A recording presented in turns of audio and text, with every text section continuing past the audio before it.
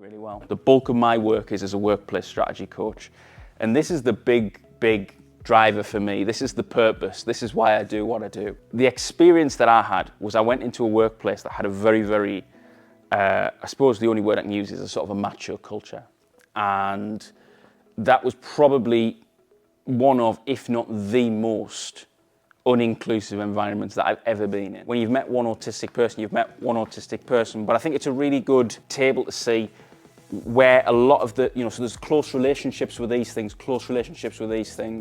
and then an area in the middle where, a smaller number of people would be impacted. One of the things I particularly enjoyed was he talked about it both from a personal experiential view, but also from a workplace view.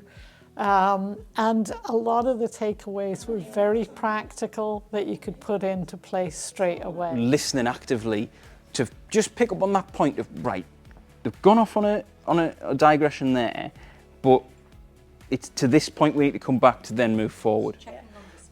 Yeah, 80% of boys that ultimately will get a diagnosis are diagnosed before the age of 10, and it's literally the other way around with girls, so only 20% would get a diagnosis before the age of 10.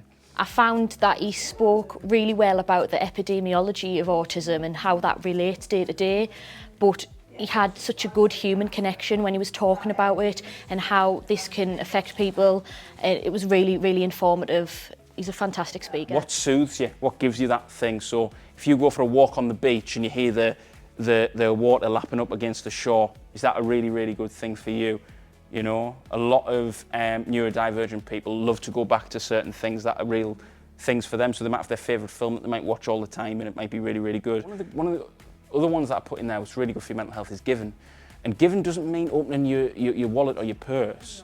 It can be about just giving you time. One of the things I often try and promote with a lot of my clients is not to be afraid to try and work in an unconventional way. Just because Dolly Parton says 9 to 5 is the best way to go about your business doesn't mean that that's exactly what works for you. Don't make assumptions, really. I think it's one of the big things, in what we do. Don't assume that people know what their superpower is, because that can be quite off-putting and actually quite impeding. It was absolutely fantastic, completely thought-provoking, and I think every business leader, anybody involved with any sort of business should attend it, because it's fantastic.